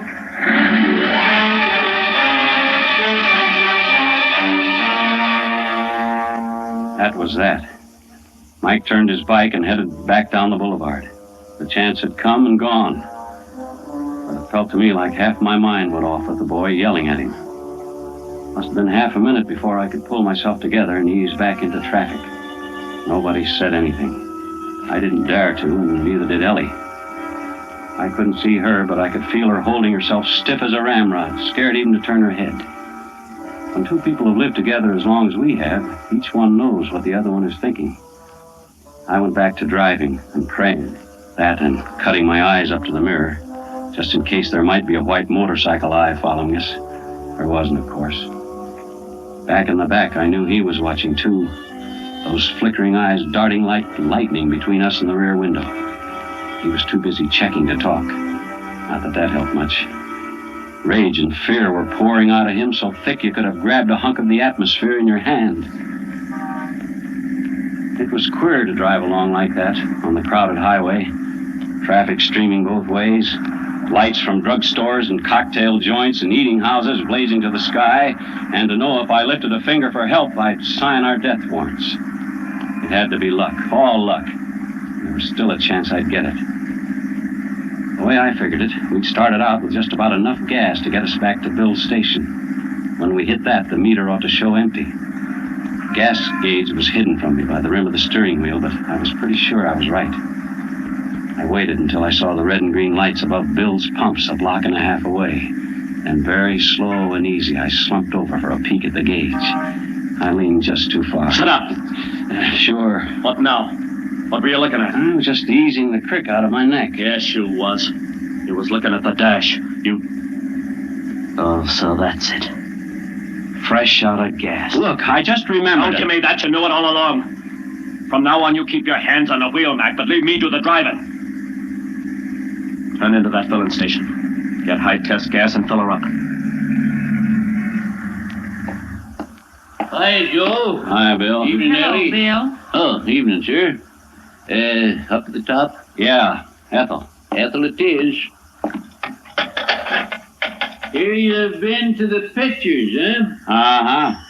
You people know everybody in the whole valley. We've lived here 30 years, from back when this was just farmland. Of course, we know lots of people. I don't like it. Get the gas and get out. Say, I was up to Miranda's for supper. That right? Oh, boy, her chili gets better every time. Don't see how it can, but it does. She's saving some for you. Said you'd be around after the show. Oh, my, I saw Miranda this afternoon and told her we'd be by for sure, Joe. That'll be $3.50 on the nose. 3 and 50. Thanks, Bill. Same to you. What was all that about? Nothing much. Come on, I got to ask you everything twice. Miranda runs a drive-in up the road a ways. On show nights, we usually drop in for a carton of chili to take home. I just hope she won't call home when we don't show up and get Annie all worried. Wait a minute. Drive-in, you said? Yeah.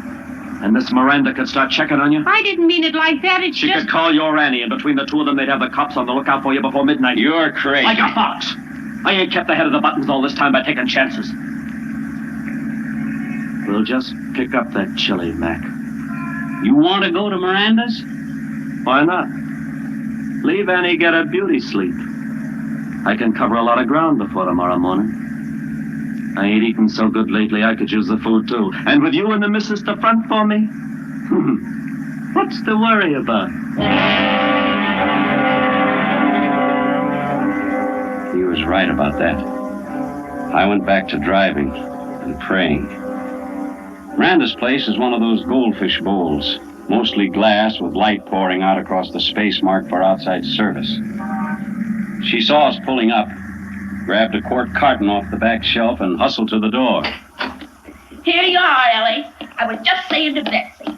Better fix up that chili, Betsy. It's about time Ellie and Joe was showing up, figuring the distance from Beverly Hills. Thank you, Miranda. Who's that in the back seat? I don't seem to recollect your face, young man. Though anybody'll tell you, I never forget a face. Well, this is Mr. Anderson, Miranda. He just came out here from the east. Oh, is that a fact? Say, Joe, you planning to go straight up Ventura home? Sure, why? Oh, don't you do it. Go the back way, even if it does take longer. Of course, the brush fire between here and your place is out, but there are still 50, 60 men patrolling it. What's that? Oh, but that ain't nothing to what's going on further out the valley. That new fire's clean out of control, licking up hundreds of acres. Well, they've been sending truckloads of firefighters past here all evening, and the road's blocked for miles, they tell me. For miles, they tell me. And all them poor ranchers losing their homes. Being from the east, you wouldn't understand. But brush fires is awful things once they get out. Thanks. Start moving. We take the back way to your house. To our house? What say? Oh, you staying with Ellie and Joe? Yeah, until I can get into my own place. What are we waiting for? Night, Miranda. Well, goodbye. Be sure you come see me, Mr. Anderson. I'll be looking for you. So there it was. We weren't going to the country. We weren't going to be left to rot at the foot of a cliff or buried deep in brush. No, we were going home. Home to the kids. Taking a murderer with us. I still couldn't see Ellie, but I could feel her tensing up, tight as a pulled drawstring. Mr. Matrick, you didn't mean what you said, did you, about coming home with us? You know a better place I can hide out till the road's open? But it wouldn't be safe. We've got neighbors close all around. If somebody sees you... Nobody'll see me. Nobody better. Joe, couldn't we get around the fire? Yeah, that'd be better. We could try. There are other roads through the valley. Listen, Matrick, we'll nose around and find a way through somehow. Cut it out. You heard the old biddy. Hundreds of acres burning. Firefighters, cops. Get off the highway. We're going home. No, I won't have it. Joe, you stop the car right here. Shut up. You heard me, Joe. I won't have him in my house, not with Annie and Bud. I said shut up. For Lord's sake, Ellie. It doesn't matter about us, but the kids, I won't let him... One word out of you! Joe, stop! Ellen, hush. Oh, Joe. Don't say another thing. I'm sorry, honey. Matrick's the boss. We gotta do like he says. That's telling her. Sure, do like I say, and everything will be rosy. You got no call to worry about the kids. I like kids. As long as nobody gives me the brush off. We'll wake them up soon as we get home. And you and Miss Annie can fix up a chilly supper for us. We'll have us a picnic. And then, as soon as the fire's out, we'll all take a trip to the country. Another picnic, huh?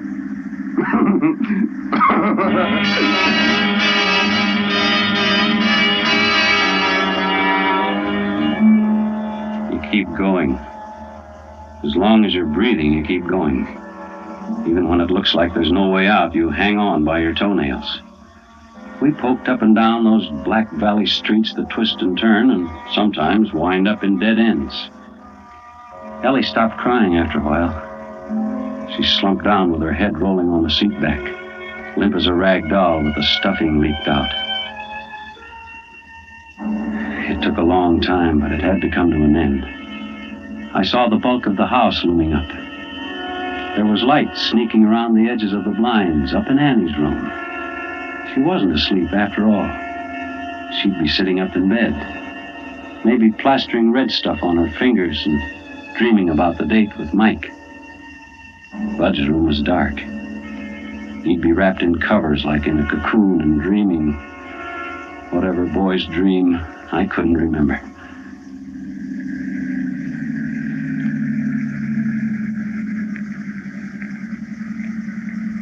I pulled up to the concrete walk I'd poured with my own hands before there was any Annie or Bud. I cut the lights. In a second or two, my eyes got used to the dark. I could make out the high hedge Ellie planted around the place, and the roof rising up beyond it. Out, missus. Face the house.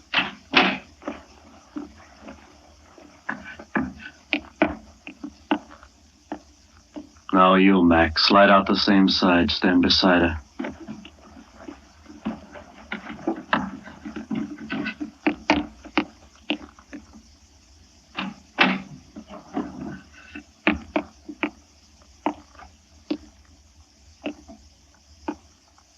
Walk to the door.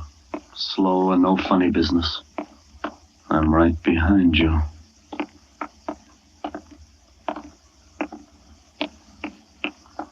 Look out, Joe! Oh, no! Hold him, boys. It's okay, Mike. Got him. You all right, Uncle Joe? And Ellie? Ellie, honey, you all right? All right, indeed. Smacked flat on my face on a concrete walk and you falling on me. Nothing wrong with her. That's my girl. Oh, well, don't just stand there. Help me up. Here you are. Oh, I've got to get in the house before the kids come busting out here. I won't have them mixed up in this. Well, how's he doing, boys? Got him through the gun hand in the right shoulder. See? A lucky shot, copper. If you weren't lucky, you'd all be cold meat now. Maybe. Matrick, isn't it, Uncle Joe? That's him. Miranda described him to you, eh? The old girl didn't miss a trick. She even knew you were taking the back way home. You left a clear trail, Uncle Joe. Slick work. I had to get him out of the car before the fireworks started. Ellie didn't stand a chance.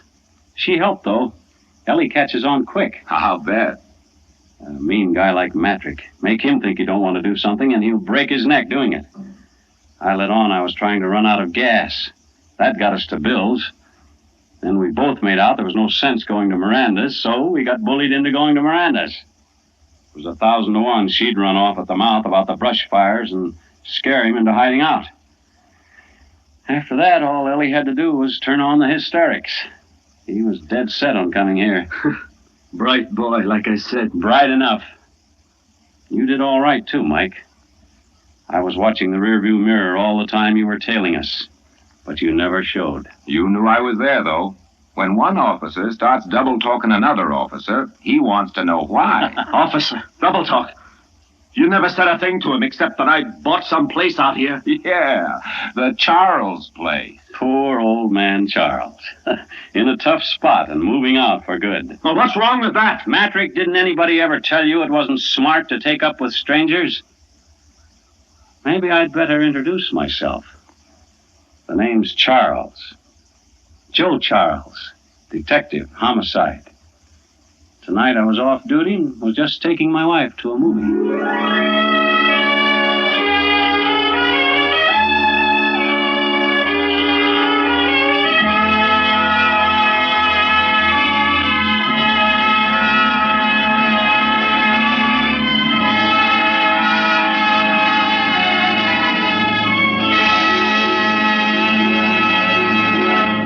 Thank you, Fibber McGee and Molly, for a splendid performance. Why, thank you. Yeah, thanks very much, Bud. We're not used to doing a show with a gun stuck in our backs. No. We're used to doing them with Jack Benny breathing down our necks. And vice versa. But that guy over there, he looks familiar. Why, dearie, that's Mr. Wilcox. Old Waxy himself? The guy that sells Johnson's wax on our Tuesday show? Not Waxy on Thursdays, dearie. Sparky. Sparky, eh? Well, what do you know? Hey, Junior. Hello, Fibber. Hello, Molly. Hello, Mr. Wilcox. Say, you two were terrific tonight. Tell me, did you drive over from Wistful Vista? Uh-oh. Molly, I'm afraid to answer that. Because if you did, I hope your car had Autolite resistor spark plugs. See what I mean? And listen, pal, if I were you, I'd stop and see an Autolite serviceman on the way home. That old bliss of Listen, yours... Sparky, you don't have to tell me where to stop. I stopped on the way over. Why, those masterful miracles of manufacturing Oh, magnificence... now, McGee, that's Mr. Wilcox's story. Let him tell it. Well, what Fibber means is that Autolite parts are original factory parts.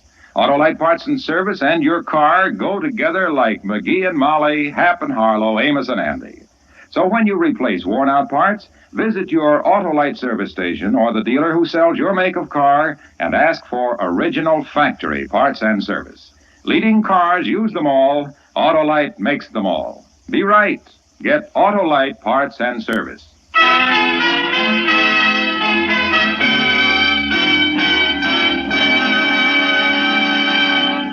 Just a minute, Fibber and Molly. Don't go away. Oh, that's right.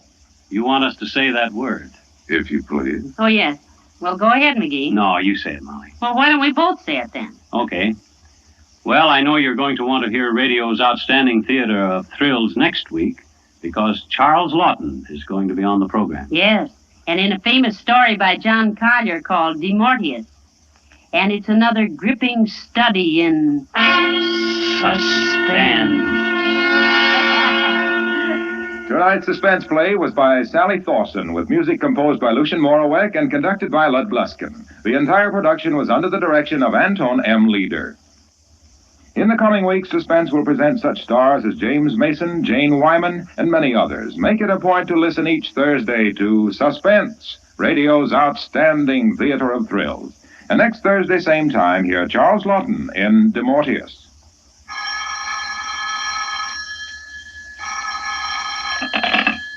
You'll find Autolite service stations listed in your classified telephone directory under Automotive Electrical Equipment. You're right with Autolite. This is CBS, the Columbia Broadcasting System.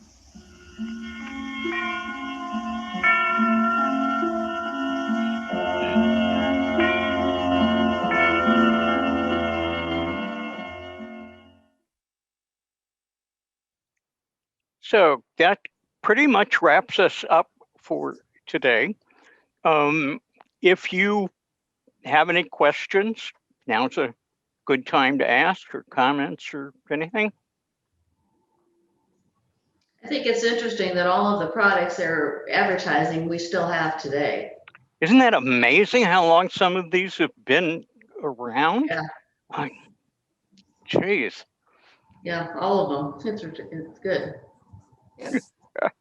So is the question, is Kitty a madam? That's the real question. Now, she owns the saloon. So, I mean, obviously there's things going on in the saloon. So I would have to say probably. And was it illegal at that time? Matt Dillon should have done something about it? Who knows? But it's an interesting thought. And there's a line in a cowboy or a country song that says that Matt never hung his hat up at Kitty's place. Now, I don't know that I believe that.